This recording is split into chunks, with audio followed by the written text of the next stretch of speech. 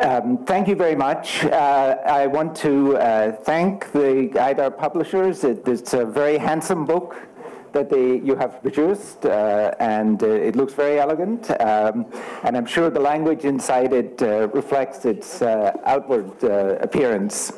So what I was going to talk about a little bit today is what the major themes of the book are. But actually, like any author, what you're mainly interested in is not the last book, it's the book that you're now working on.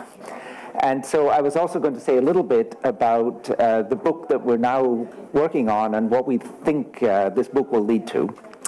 And so this is the previous book from 2014. And the key findings of the book were that we can actually use surnames and the information on status contained in surnames to measure what the correlation of status is across generations. And in England, for example, we can do that over 700 years. And so we can measure social mobility over long periods of history quite parsimoniously. And what we find is a very surprising fact, which is that there's much less social mobility than people have conventionally estimated. The measure of that social mobility is what the intergenerational correlation of status is. If that correlation is 1, then there's no mobility. If it's 0, there's complete mobility. And so it turns out that the number is actually close to 0.7 or 0.8. And that actually implies that for high status people to become average takes about 10 generations, 300 years. But interestingly, with the surnames, we find that every society that we've looked at, almost every society, we find evidence that there will eventually be complete social mobility. The world is an ultimately very fair place if you're willing to wait 300 years. And the only thing now, though, is we're actually now looking at this measure in Russia and measuring social mobility in Russia from 1880 to 2016. And Russia actually shows some signs that maybe one of the few societies where the turmoil of the revolution and the Stalinist era and various other measures actually led to faster social mobility. And so, but it's too early yet to say conclusively that this is the case. But for almost every society we can observe, we find this very slow rate of social mobility that seems to be almost a social constant. It's not something that varies across societies. There seems to be almost a physics of social mobility where everywhere shows the same characteristics. And this correlation that we find with the surnames is also the correlation that applies to ethnic groups within any society. And so, for example, in the society I work in America, the prediction of the book is that, for example, African Americans will not achieve equality with whites in America for another 300 years. And that the advantaged groups, such as, for example, now the Hindu population in the United States is the most elite group within the United States, that they will remain elite for the next 300 to 500 years. And so these are actually quite startling implications in terms of what the structure, the long-run structure of societies are going to be. And just to give one example of this, how slow these processes are, the figure here shows average social status of different groups of surnames in England observed back in 1790. And then what has happened to that average status in generation to generation down to the people born in the 1930s. And as I say, what you observe is that there is always this movement towards the mean, but again, at very, very slow rates. And so the people who were advantaged in England in the 1790s are still advantaged now, not enormously. There is always this mobility, but it's very, very slow, measured in this way. And it turns out that in somewhere like England, all of the social changes that we saw, the Industrial Revolution has no effect on the rate of social mobility. The introduction of mass education had no effect on the rates of social mobility. The emancipation of women had no effect on rates of social mobility. The introduction of universal support for education, financial support, had no effect on rates of social mobility. Medieval England had the same rate of social mobility as England in 2016. And so, as I say, the surnames allow these kind of remarkable insights into the structure of society. And the hypothesis of the book, I'm not going to dwell on the mathematics, so let me just put up a little picture, is that somehow people carry within themselves, unobserved, an inherent measure of their social status that is being transmitted very faithfully across generations. And then that underlying status gets transmitted into observed status with lots of accidental elements. And so in each generation, there's a lot of flux in the society just because of the elements of luck. People choose the right profession, they go to the right university, they have an inspired professor. All of these things come in and cause these short-run fluctuations. And so when normally scientists, social scientists observe the correlation between parents and children, they see a lot of noise, and they see the world seems to have a lot of this flux. But what the surnames are detecting is that there's this much deeper underlying transmission of status. And it has very practical implications. If I want to predict how your children are going to do in life, it turns out that I get a much better prediction if I do a survey of all of your relatives and measure what their average status is, that you really are embedded in a kind of a deep lineage of status, and that is actually strongly predictive of what the outcomes are likely to be for your children. So I could actually set up a marriage bureau that would say that if you want to marry someone and produce high-status children, here would be the weightings that you would want to look at in terms of the relatives of the person you were going to marry. And so what this actually says is very interesting is that we can uncover these patterns using surnames, and we find that there is this interesting element to status transmission. But the remaining questions, which were never really fully answered by this book, are what is actually transmitting that underlying status across generations? Is it family cultures? Is it attitudes and beliefs that actually fall within families? Or is this actually genetic transmission of abilities? Now, unfortunately, this is an enormously controversial area within social science, but the evidence that I have seen now actually convinces me that the main thing that is actually making status so hard to actually change through social institutions is that it's largely genetic transmission. That genetics plays a much more important role in social life than we've been willing to contemplate.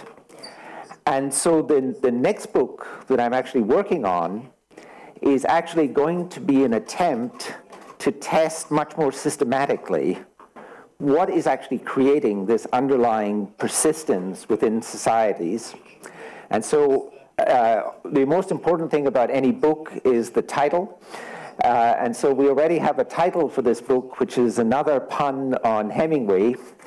And it's For Whom the Bell Curve Tolls, the surprising importance of genetics in social life. And this book is actually going to be based on a large new database that we've been constructing for England. And the English are fascinated by their ancestry. And so there are many people who have constructed genealogies stretching back into the 18th century of their families, and we've been collecting these genealogies. And we now have about a database of about 250,000 people where we're actually able to see all of the connections. And we actually use people with rare surnames because then it's much more easy to actually trace their lineage. And so it turns out that in England, a sample of our database now looks like the above. And this is just for one family. And you could see all of these different linkages. And it turns out that we're able to use, the British are also, the English are very eccentric people. And so they have an organization, the Guild of One-Name Studies, which are people who take an oath to study the history of a particular surname and to follow that surname wherever it goes. And so I have now joined the society, but the membership is 7,500 people who are engaged in this pursuit. And the Guild has information on as many as 2 to 3 million people in England over the past 400 or 500 years. And so what we've been engaged in, we've met with the Guild and we've been encouraging their members to contribute the information to us.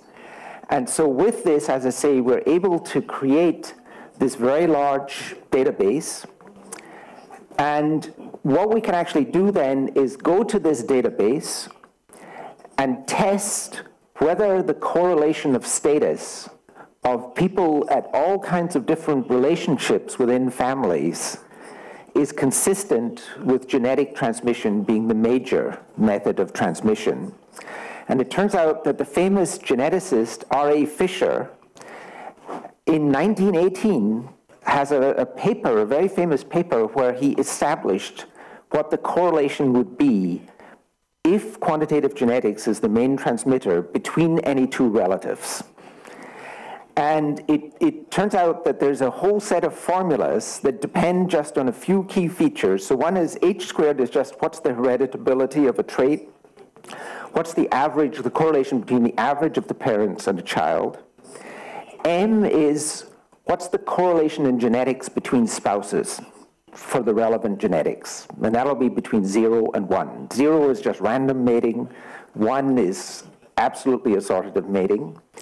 And then the third element is just how far apart are you genetically? How far apart are you in the family tree? And it turns out that Fisher's formula predicts for any two relatives exactly what that correlation has to be if it's being transmitted through quantitative genetic transmission. And it goes all the way, as I say, already once you get to second cousins, what's going to happen is that that correlation is going to now be something to the power 5, and so it will actually tend to fall away very quickly unless there's very tight assortative mating. And for example, if there's no assortment in mating, then the correlation falls by a factor of 1/2 as you take each step down the genetic tree, right? And so we can actually now make very, very specific predictions if genetics really matters about our entire family tree, about the correlations. And what will actually happen is that the status correlation is going to be a function of the genetic distance, and we know exactly what that slope has to be. And another thing, it turns out that this Fisher model has exactly the same formal structure as the model that we just empirically used in the book to describe what the surnames seem to say about status transmission. That formally, we without knowing about Fisher, formally this exactly the same structure in terms of what we observe with surname transmission of status. And in particular, social mobility will actually be a first-order Markov process, which is very appropriate since I'm talking to people in Russia. And one of the really interesting things about the Fisher predictions is that if culture or resources or networks are really the crucial things in transmitting status, we would expect that siblings will be much more closely correlated than parent to child. To give an example, I'm one of a family of 4 siblings. Our parents gave us identical treatment. We lived in the same environment. If it was the culture or the resources of the parents, we should be very closely correlated. But both of my parents came from very different environments. And in particular, they came from very large families where there was very little parental attention. And so you would think that if culture and resources matter, that basically children will be much more like each other then they will be like their parents. So the first thing we can actually use this data to test is, what does it look like? And so here's a very simple, and this is just what some of the data looks like already. You can see that we have this enormous, this is only with a very small part of the database. We've acquired a lot more data since then. And then we can just measure all of the correlations of wealth, occupational status, whether you have higher educational attainment. But here's the picture of fathers and sons versus brothers. And what is impressive here is that the correlation varies depending on the characteristic. So occupational status is very highly inherited. Lifespan is very weakly inherited, interestingly. But the amazing thing is the correlation between siblings is always the same as the correlation of father to son here. And as I say, that is exactly consistent with the genetic, the quantitative transmission of these various elements of status. And then here's a picture here where we just show the correlation of wealth of people as a function of the genetic distance. And what is amazing here is how well the data follows the Fisher formula. And one of the amazing things here is that third cousins, no one in this room, I think, or almost no one, has ever met their third cousins. At least in England, it's far enough away that socially you never interact with third cousins. But it turns out in our data, there's a very significant prediction of every attribute between third cousins in these trees. And then we can calculate what that underlying correlation is. And it turns out that it comes out to 0.79, which is completely consistent with the evidence on surnames about how slowly status actually erodes. And what it also implies is that there must be a very high degree of genetic assortment in marriage in order to produce that kind of correlation. You need a correlation in genetics of spouses of about 0.6. A recent study of the correlation of, now there's a predictor of educational attainment that is based on something like 300 or 400 different genes. A recent study of assortment in England on that predictor finds that there's a correlation of about 0.6 between spouses, right? Which is a much higher correlation than you will observe for things like height or body weight or most other attributes. But it turns out for some, and it's also higher than the observed correlation between spouses. The genetic correlation is higher than the actual attained educational correlation. And so it turns out, as I say, the evidence in England is surprisingly consistent with this idea that genetics is playing a much more important role in social life than we thought. And so I wanted just to kind of illustrate that the book actually raised all kinds of interesting questions. It actually discovered something that was surprising about social life, but it also turns out that we can do much more. And as I say, the plan in the next book will really be to exploit this very large database and really have other, and we can also, with our data, we can do other tests. So for example, if genetics really matters, then in the period 1780 to 1879, there was no control of fertility. Oh, sorry, am I running out of time? Yes, 5 minutes left. Oh, sorry, 5 minutes left, okay. I will just finish up now. In marriages from 1780 to 1879, there's no control of family size in England. Family size then is essentially random. And then we can ask, does that change people's outcomes? And the answer for England in this period is very, very slightly. There's a very slight negative effect of going from a family size of 1 to a family size of 20 in this period. Does birth order matter? The data is conclusive there, no. It makes no difference to your prospects in life what birth order is. Does the extent of your family's social network matter? No. Does your grandparents, did it matter whether they were alive or not when you were born? No. Does it matter whether your father died when you were still quite young? No, on this data. Does it matter where you were born in the country? Again, in our data, we find that it has no effect.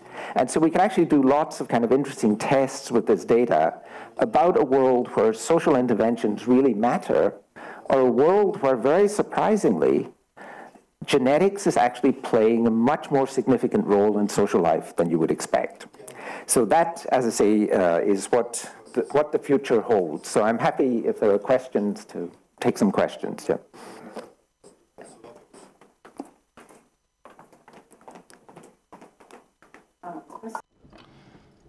Thank you, but the microphone is off, so thank you. Professor?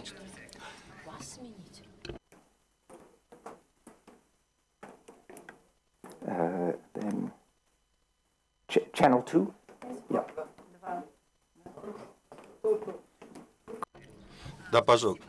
Thank you for your interesting presentation. My question is not about the book. I bought the book. I hope you'll give me your autograph. But my question is to your statement.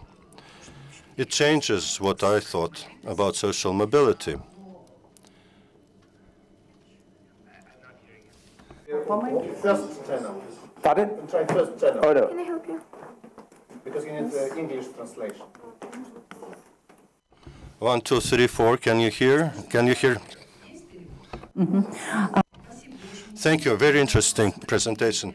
I will have more questions when I read your book. I bought your book. The question is to your statement right now. The question is this. It changes my perception, what I heard from you. But you gave an example that the USSR, with all its social changes, reforms, creating the society of social justice, is somewhat different from your genetic analysis. And my question is this. Your English situation, British situation, was there part of the selection sampling based on families, different races, different ethnic groups? In your study, do you focus on that, children in different ethnic groups? And what is the social factor impact there and genetic factor there? Thank you. Those are very good questions. So if we find that in Russia and in the Soviet Union, you can significantly impact social mobility, then it will be an interesting lesson that there are really other things than genetics are playing an important role. In a society like England, it's very stable and very slowly changing. And so what can happen in a situation like that is that the only things that then begin to matter are what people's genetic endowments are. Now, within England, we don't have a lot of racial variation in our sample. England does have a lot of migrants. And so a lot of the highly successful people in England are, for example, the Huguenots who came from France in the 1680s. They are still an elite group within England 300 years later. So we do have some variation in terms of people's ethnic background. We also have Jewish families, but we don't have a lot of racial variation, right? And so, but it may be that England, because of its stability, is a good test of, well, what happens in a society when the basic factors are all very stable.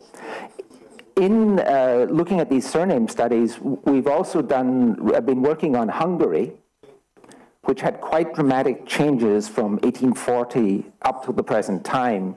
Interestingly, in Hungary, there is no effect of any of these changes. The communist era has no effect on social mobility. The restoration of social democracy has no effect. The arrival of kind of right-wing government in the last 10 years, it has no apparent effect on these very slow rates of social mobility.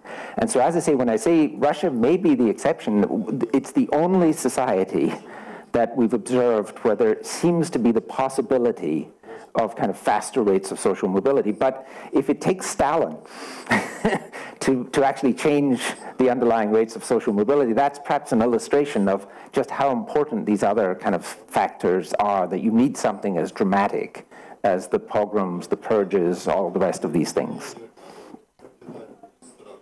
Go ahead. Thank you very much. Sure.